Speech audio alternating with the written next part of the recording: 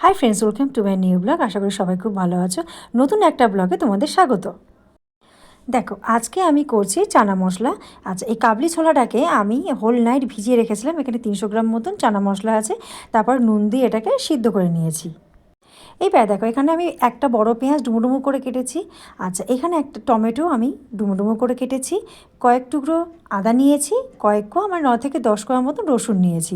এখানে একটা পেঁয়াজ আমি কুচিয়ে নিয়েছি। আর এই যে বড় বড় যেগুলো, সেগুলো সব আমি পেস্ট করে নেব। কড়াইটা বসিয়ে দিয়েছি, গরম হয়ে গেছে। এরপরে আমি ওর মধ্যে সর্ষের তেল দিয়ে দিলাম।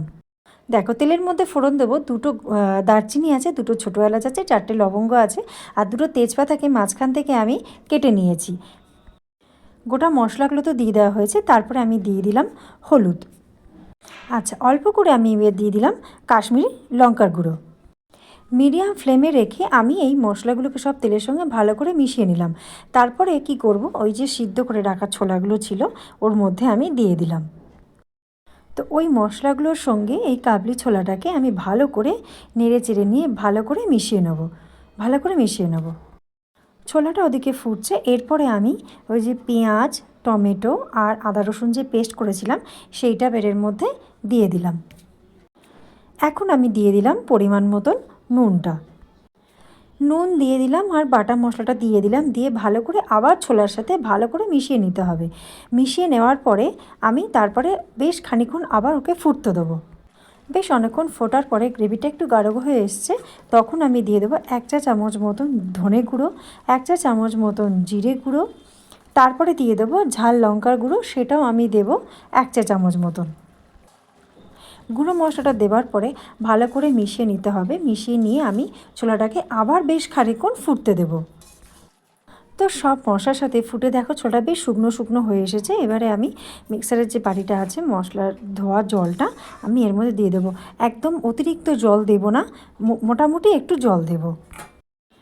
মশলা ধোয়া জলটা দিয়ে বেশ খানিকক্ষণ আমি ছোলাটাকে ফুটিয়ে নিয়েছি। দেখো, ফুটে ফুটে এরকমভাবে একটু গাঢ় হয়ে এসেছে।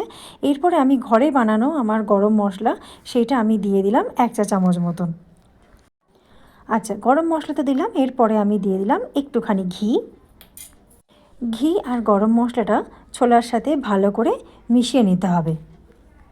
দিয়ে পরে বেশিক্ষণ কিন্তু আমি আর ফুটতে দেবো না। গ্রেভিটা ঠিক এরকম অবস্থায় রাখতে হবে, কারণ ঠান্ডা হলে কিন্তু আরও গ্রেভিটা গাঢ় হয়ে যাবে। ছোলাটা আমি অন্য জায়গায় ঢেলে নিয়েছি। এবার আমি তড়কা প্যান বসিয়েছি, তার মধ্যে এর মধ্যে দিয়েছি আমি সাদা তেল দেওয়ার পরে দেখো, দুটো শুকনো লঙ্কা আমি ভেঙে নিয়ে ওর মধ্যে দিয়ে দিলাম। এইটা হচ্ছে কি হবে, যে ছোলাটা না ভেজে সেটা তড়কা মারা হবে। শুকনো লঙ্কা দিয়ে দিলাম। এবার যে কুচনো যে পেঁয়াজটা ছিল এইবারে এর মধ্যে দিয়ে দেবো। দিয়ে আমি পেঁয়াজটাকে ব্রাউন করে ভাজবো, বাদামি রঙের ভাজবো, এবং সুন্দর গন্ধ এলে তবেই আমি নামিয়ে নেব। পুড়িয়ে ফেললে হবে না। দেখো, পেঁয়াজটা কিন্তু আমার বাদামি রঙের করে ভাজা হয়ে গেছে। এবার ধনে পাতাগুলো আমি কি করলাম, জলে একটু ধুয়ে নিয়ে সেগুলো ওই পেঁয়াজের মধ্যে দিয়ে দিলাম। ধনে পাতাগুলো পেঁয়াজের সঙ্গে ভালো করে একটু নেড়েচেড়ে নিয়ে আমি এবারে ওই ছোলাটার ওপরে দিয়ে দেবো। তো দেখো, এই বাটির মধ্যে ছোলাটাকে আমি ঢেলে রেখেছিলাম। এবারে পুরো ওই পেঁয়াজ, শুকনো লঙ্কা, ধনে পাতা, সেইটা যে ভাজাটা, সেটা আমি পুরো এই ছোলার মধ্যে দিয়ে দিলাম। একটা ছোট হাতা দিয়ে ভালো করে ছোলার সাথে ওই যে তড়কাটা মারলাম সেটা ভালো করে মিশিয়ে নিতে হবে। পেঁয়াজ ধনে পাতা মিশিয়ে নেওয়ার পরে একটা প্লেট দিয়ে ঢেকে রেখে দিতে হবে। তারপরে রেডি হয়ে যাবে আমার চানা মশলা। তো ভিডিওটা কেমন লাগলো অবশ্যই কমেন্ট করে জানাবে। সাবস্ক্রাইব করে চ্যানেলটিকে পাশে থাকার অনুরোধ রইল। আজকের মতন টাটা, বাই বাই। আবার আসছি নেক্সট কোনো ভিডিও নিয়ে।